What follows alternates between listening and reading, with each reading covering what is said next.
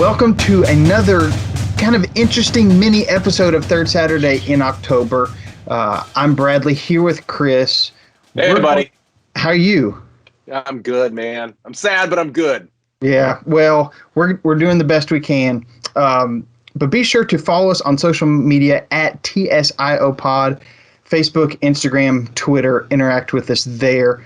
But today, we want to talk about what college football in 2020 is going to look like and just kind of get our feelings on what's going to happen this fall. Yeah, I'm excited to chat about it. I love nothing more than prognosticating and to talk about theories and conspiracy theories. So those are always usually really fun for me, except when it may be the end of the 2020 college football season. So I'm looking forward to diving in, chatting with you more about it. Let's get going. Absolutely.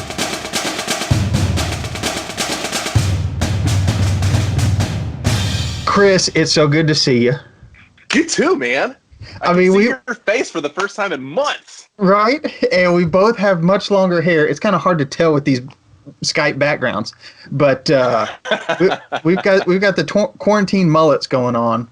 Absolutely, baby. Bring it on. By the way, I love your conspiracy theory. Do you? I do. Yeah.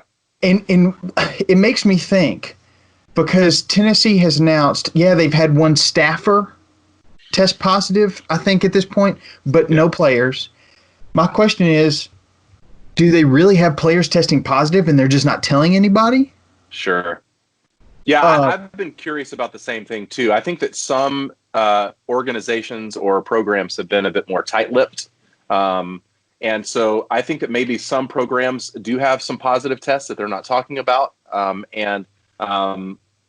It's such a weird world. It's almost hard to even know how to talk about this because it's just everything is new. Everything is strange. Everything is up in the air. Usually this time of the year, you and I, for almost the last decade, have been getting excited. I mean, I saw today, I think it's something like 64 days or maybe even in the 50s now or something. I forget where I saw it. But we should be getting so excited for what's coming up in the next month and a half. But for now, we don't even know if we're going to have a season. Right. Well, we were supposed to be in the middle of SEC Media Days. We were hoping to be there. And, I mean, we don't know when those are going to happen. No. And we know they're going to happen virtually like this somehow. But we've been texting back and forth that who are the conferences? Pac-12 and is it Big Ten have said we're going to play just the conference only. Yep. The SEC hasn't said anything, although the SEC commissioner has said it's not looking good. Based on our current trajectory, we're not going to have college football this fall. Yeah. Yeah. Well, that seems totally different from what you've been saying here recently. Yeah. I think that with Greg Sankey coming out and saying it's like bad to very bad, as far, something like that. It's like the chances are not good to very not good or something like that, that football may not even happen this fall. I know that Clemson recently, maybe it was yesterday, and I know this is outside of the SEC, but Clemson was even asking its fans, like, what would you think if we did a spring season instead of a fall season, which would be bizarre, but I would rather have a season than not have any season at all, if that's the case. Yeah. But it almost made me think, how like when your parents, they don't want to tell you no, but they kind of want to warm you up to tell you no. Yeah. It's like, I don't know, we'll see. And then later on, it's like, nah, it didn't work out. It's like letting you down easy. I almost feel like that's what Greg Sankey's doing with saying, like, we don't know if we're going to have football or not, but it doesn't look good. And then like a couple days later come out and go, you know what, we're just not going to do it. And so I would love to be more optimistic than I am. But even what was it? With the Pac-12 out, our season opener with Southern California, USC, is now out the window. So we don't even have an opening game now as far as Alabama goes. And so I don't know. It feels like these dominoes are going to fall. And the SEC may be the last conference to say something about it, but I just don't know with the cases spiking back up, regardless of the death rate and all of that with COVID-19. It seems like in an abundance of caution, and I feel like I've heard this phrase way too much in 2020. An abundance of caution, we're going to say no to the whole season. So, well, so if you're trying to figure out, okay, 6 feet in between everybody, that's probably one person. If you wanted to space everybody out in seats in stadiums, that's probably one person every 4 seats. So 3 seats in between. Yeah, that makes sense. So a quarter of the capacity. That means Neyland Stadium is 26,000 people. It's just so bizarre to even think of Neyland Stadium not being packed to the gills with orange and white. Right. It's like a Vandy homecoming. It'd just be bad. So, and there's some big state. I mean, I know Bryant Denny's big. A&M's got a huge stadium. I'm trying to think if there are any other 100 plus. I can't remember how big the real Death Valley is. Yeah, I feel like that LSU's stadium and the Swamp in Florida, they've got to be pretty big as well. I don't know the exact numbers. Yeah, I don't know if they're over 100,000, but you're talking about one of the biggest stadiums in the country, Neyland Stadium, only being able to put in 25,000. That's just my guess. If they wanted to keep 6 feet in between everybody, I don't know. I don't know how else. I don't know how you do it. I mean, I've got tickets for concerts that have been delayed till later this summer. I don't know how they're going to do it because I don't mind sitting by the people that I'm going with, the 3 or 4 people I'm going with, but I don't know this other person, what they've been doing. Right. So here's my question for you. Do you think we'll have college football in 2020?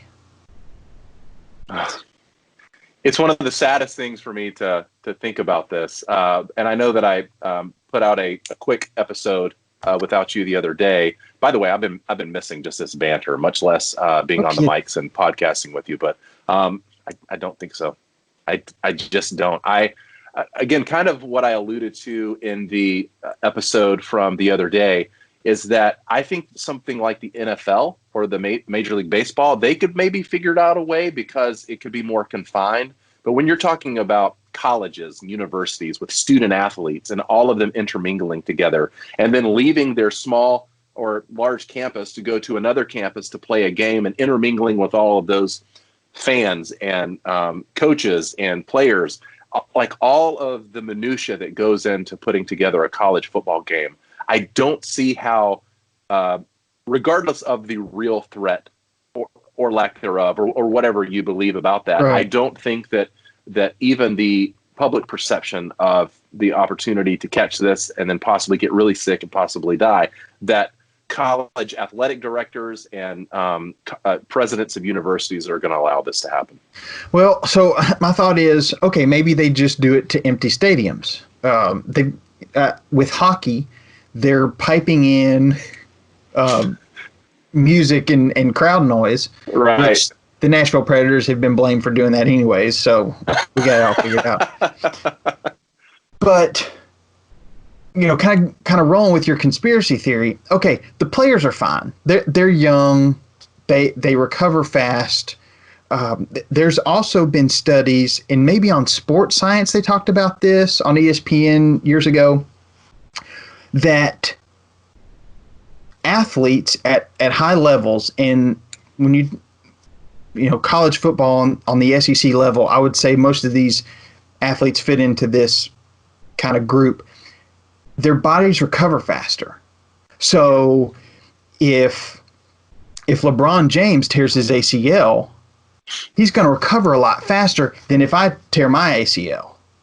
True. There's just some sort of, I don't know if it's testosterone, because I think it works with female athletes as well, but maybe they've got elevated testosterone levels as well, because I think there's something that causes their bodies to heal faster. Yeah. The thing that gets complicated is, what about coaches? Because they're out of their prime. And while Jeremy Pruitt doesn't fit into that group of, over 60 or 65 or whatever it is that's more susceptible. What about Nick Saban? Yeah. Is Nick Saban going to be okay coaching from a press box? I don't think so. He's no Hugh Freeze. Even in the hospital bed. Yeah. Yeah. Absolutely. Coaching Liberty from the press box in the hospital bed, but yeah. Saban likes too much to get in players' faces. Maybe as much as he likes getting in Lane Kiffin's face and telling him how his parents were never married. But that's the piece to the puzzle that I can't figure out is all the college athletes can make a decision. Yeah, I'll play. I think they all want to play. Just based on what I'm hearing out of Tennessee camp, they're all fired up, ready to go. Yeah. So it's hard for me to say. I can realistically see them coming up with some sort of plan that says, hey, we'll give you college football, but it's going to be TV only kind of thing. Which for the SEC network, for the Longhorn network, for the Big Ten network, they may be fine with that because they'll actually have more people subscribing. But at the same time, I don't know. I don't know what's going to happen the rest of the summer to know how it's going to turn out. Yeah, and that's the thing that I really am concerned about is that, again, I don't want to make light of the seriousness of this issue. But what I hope that I conveyed in my conspiracy theory episode was that not that it should happen, but that a competitive advantage is always trying to what can we do to give ourselves a competitive advantage over another team. And that's why I thought that maybe, you put it in the minds of a student athlete and then walk away for them to kind of come up with it. Then that is a possibility for them to actually run through COVID in their program and then move on. And so they can be healthy for this fall. But you're exactly right. Speaking of competitive advantage, Nick Saban, one of the competitive advantages that Alabama has is just his presence on the sideline for the other team of we're playing against that guy right now. Yeah. And so if he were to be all masked up or up in the press box or even that, there's going to be so many different types of trade-offs that we're going to have to contend with if there's a season at all. But because there's so many moving parts and right now, the season is so close. I don't know how that people can maneuver the ability to actually pull off a season starting the last couple of days of August and into the first couple of days of September. A few weeks ago, things looked positive. The number of cases in the country, if not the world, were down as far as the percentages, and it seemed like it was falling instead of rising. There have been all sorts of thoughts that once summer hits, this coronavirus is going to basically take a nap until flu season basically kicks back up again. But now we're seeing that is not the case. And because there's so many unknowns, as sad as it is, it's so hard for me to say this, but I just don't see it happening. Yeah. I don't see how they can pull it off in less than 2 months. Yeah, man, I'm not sure either. One question that I would like to ask Lane Kiffin is how much spittle does Nick Saban project when he's yelling? Yes, exactly. Because if I'm an Alabama player or coach, that's what I'm worried about. Is if Saban's a carrier and he yells at me, but maybe that's a great motivator. I'm not going to screw up so I don't get yelled at Nick Saban, get his spittle in my face, and contract COVID. Even you just saying not Nick Saban, I'm sorry, Lane Kiffin, it makes me sad to think about the fact that we have new coaches, new head coaches, we were excited about seeing how the state of Mississippi was going to do, how the East and the West were going to pair up.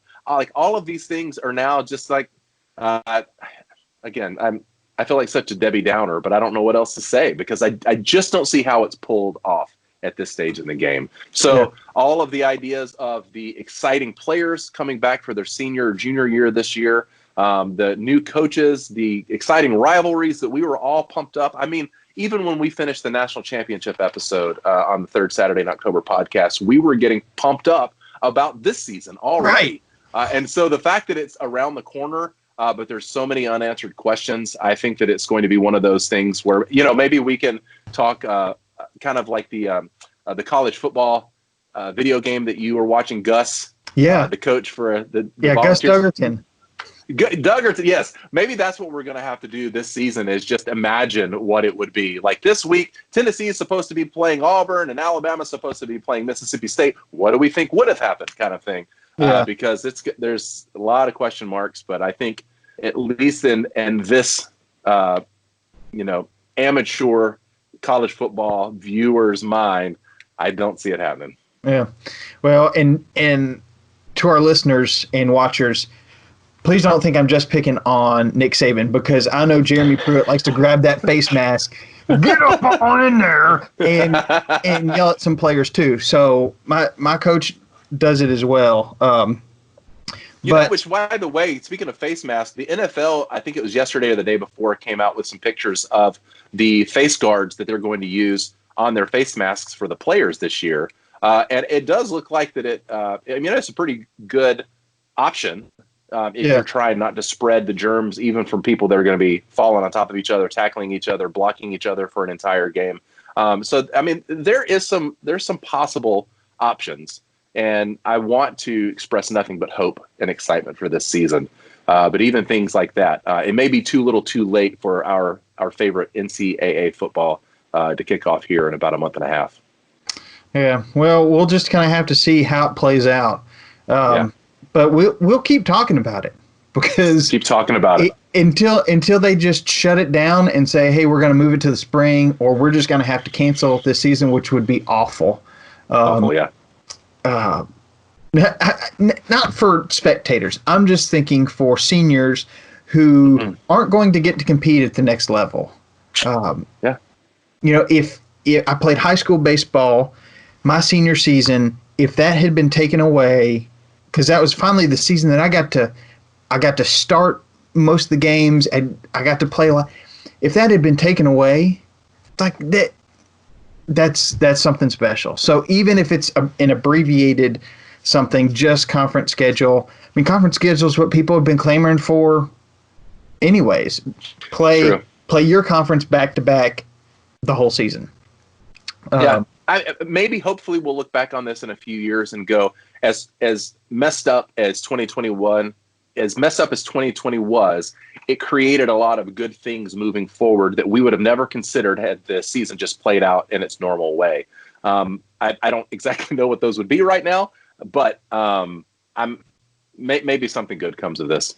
I hope so. And that's a great note to end on.